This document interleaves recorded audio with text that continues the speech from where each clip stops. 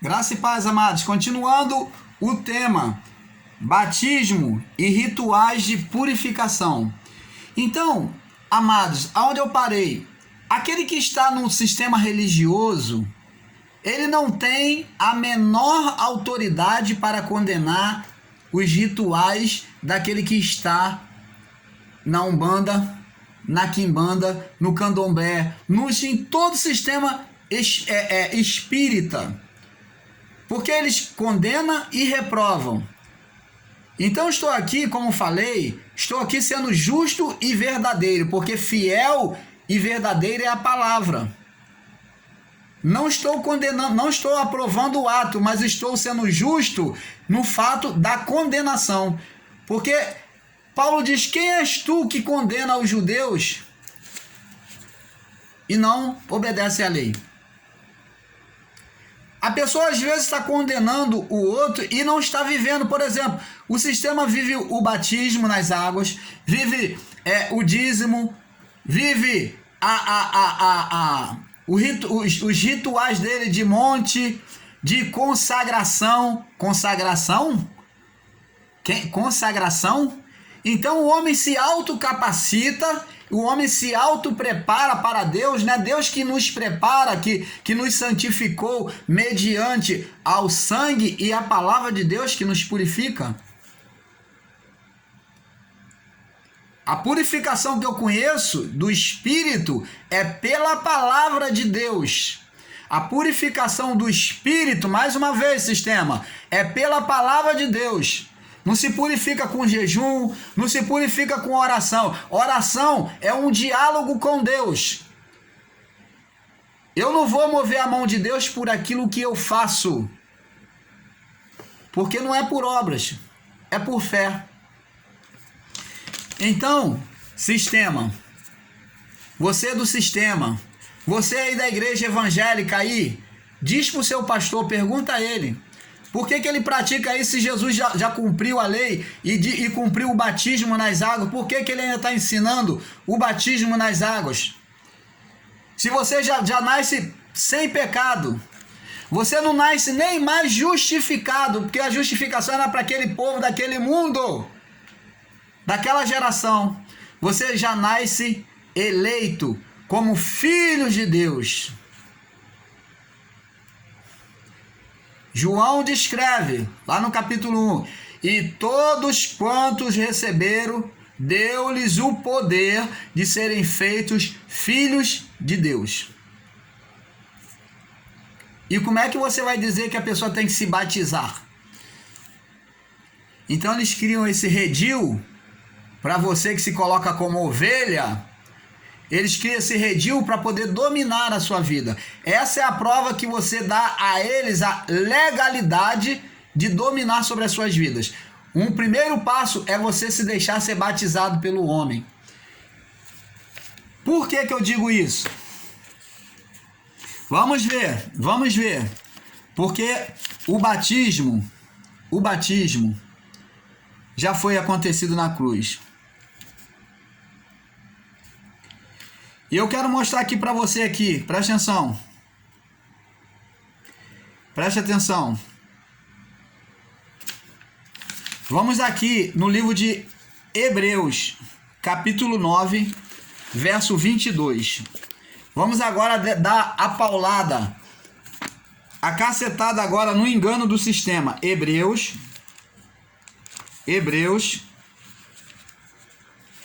Vamos ver aqui.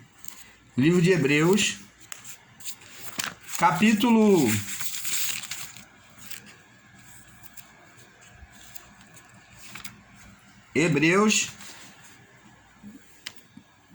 9, verso 22.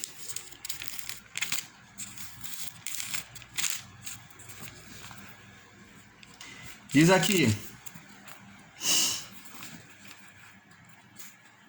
e quase todas as coisas, presta atenção, e quase todas as coisas, segundo a lei, lei qual? Mosaica, se purificam com sangue, e sem derramamento de sangue não há remissão de pecados. de sorte que era bem necessário que as figuras daquilo que estão no céu assim se purificassem, mas as próprias coisas celestiais com sacrifícios melhores do que este. Então, você está vendo aqui as coisas. Jesus ele fez por quê? O batismo. Agora tinha que ser purificado com sangue. Por que eles derramavam aquele sangue de animais, o sangue do novilho? Porque tinha expressão em Cristo, né? Na expressão naquilo que Deus iria fazer em relação à humanidade, através de Cristo Jesus e seu Filho. Isso tudo tinha expressão. Mas eu pergunto para você, então para que batizar nas águas? Água, o que significa? Você vai dizer, irmão Paulo, é purificação de pecados. Então você está dizendo que Cristo não levou o pecado daquela geração, não purificou aquela geração do pecado? Que você nasce com pecado? Mas você vai me dizer assim, mas irmão Paulo, está escrito que nós cometemos pecado. Verdade. Eu até queria ir com você, sabe aonde aqui? Vamos lá, sobre a alegação do sistema religioso que fala isso. João, capítulo 5. 1 João, capítulo 5. É a alegação deles. Eles dizem assim, ó. Versos 7 e 8. Diz assim.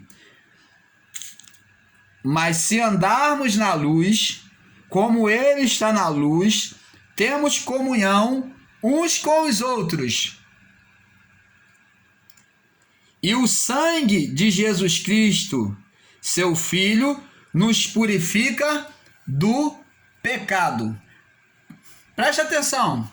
Aqui até parece que realmente, se você for colocar essa palavra de João, que é para aquela época, ele está dizendo, pregando para o povo naquela época, então ele deixou escrito para o povo naquela época, dizendo, olha, se andarmos na luz, como Ele está na luz, temos comunhão com os outros, e o sangue de Jesus Cristo, seu Filho, nos purifica do pecado.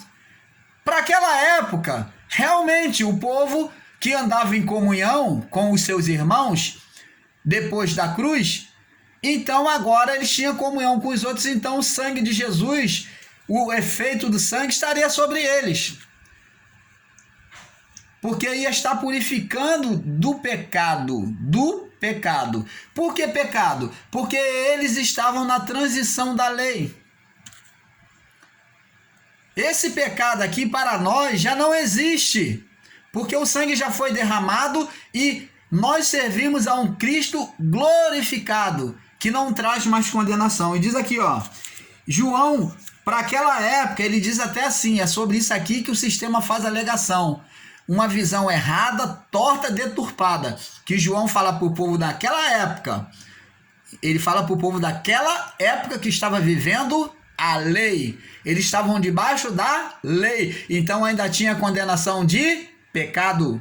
A lei traz condenação de pecado. Por isso que João diz que o sangue de Jesus Cristo nos purifica do pecado. Então ele diz que tinha uma saída para eles que estavam na lei. Aí no verso 8 diz assim, ó, se dissermos que não temos pecado, enganamos-nos a nós mesmos e não há verdade em nós.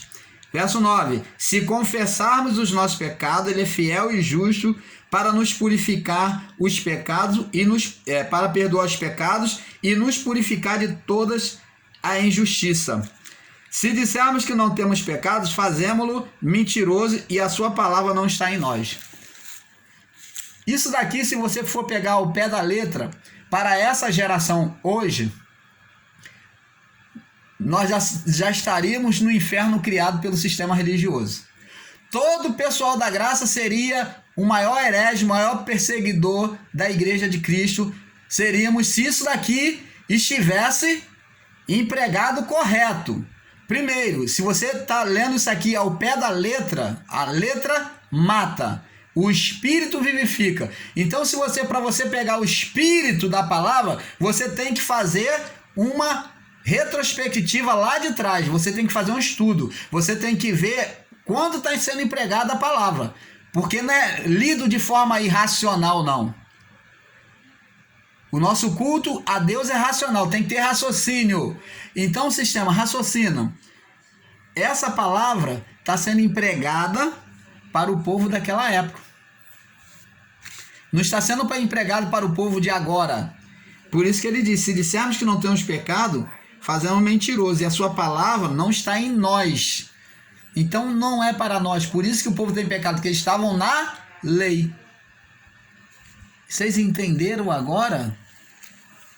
Acorda, você que está no sistema. Você que está se deixando ser levado. Tá igual a música do Zeca Pagodinho que diz: deixa a vida me levar, vida leva eu. Então não deixa a vida te levar não, porque isso aí é uma canoa furada. Isso aí é uma canoa furada. Eu estive aí. E você simplesmente só está perdendo tempo, porque lá na frente, você vai reconhecer que o povo da graça tem pregado a verdade, o evangelho genuíno, o evangelho que foi revelado a Paulo. Então você vai reconhecer, porque se você realmente ama a Deus, se o seu coração, se você é um eleito de Deus, o seu joelho, o seu coração, a sua mente vai se dobrar diante de Deus e vai reconhecer o ministério da graça. A iluminação vai chegar ao seu coração, à sua mente. Você pode até estar tripudiando da gente hoje, estar sendo a favor deles, se deixando ser conduzido por eles. Mas se você deixar de ser conduzido, manipulado por eles e começar a buscar dentro da palavra, você vai ver que aquilo que nós ensinamos tem sido a verdade de Deus para você. E nós vamos aqui pegar outro exemplo ainda, aqui em João mesmo, que eles usam, e diz aqui, ó, João 5, agora no verso 6, no verso João, 1 João 5, agora no capítulo 5, no verso 6 ao 12, diz assim: todo aquele que crer, aliás, não, 6 ao 12, diz assim: este é aquele que veio por água e sangue, isto é, Jesus Cristo, não só por água, mas por água e sangue. E o Espírito é que testifica, porque o Espírito é a verdade. Porque esses três são os que testificam no céu: o Pai, presta atenção, a Palavra e o Espírito. E esses três são um. E três são os que testificam na terra: o Espírito, a água e o sangue. Esses três concordam num. Preste atenção, viu? Aí diz aqui, ó: se recebermos o testemunho dos homens, e o testemunho de Deus é maior. Porque o testemunho de Deus é esse, que seu filho, de que seu filho testificou. Crer no Filho de Deus, em si mesmo tem o testemunho. Quem crê no Filho de Deus em si mesmo tem o testemunho. A quem Deus não quem a Deus não crer, mentiroso o fez, porquanto não creu no testemunho que Deus deu do seu Filho. O testemunho é esse, que Deus deu a vida eterna, e esta vida está no Filho. Essa vida está no Filho. Quem tem o Filho tem a vida. Quem não tem o Filho de Deus não tem a vida. Então, sistema, se você não crê que Jesus não tirou o pecado, então você está fora do plano da salvação. Não tem a vida. Está aqui, ó. Não sou o que estou dizendo, não, ó. Quem crê no Filho de Deus, em si mesmo tem o testemunho. Quem a Deus não crer, mentiroso o fez, porque não creu no testemunho que Deus deu ao seu Filho. Ei, você não crê que Jesus levou o pecado, lavou os pecados daquele povo naquela geração? Isso aí você vai dizer que crê.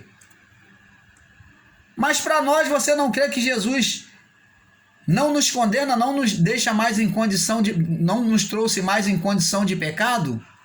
Se você não crê, então você não está acreditando no testemunho de Deus. Você não está acreditando no testemunho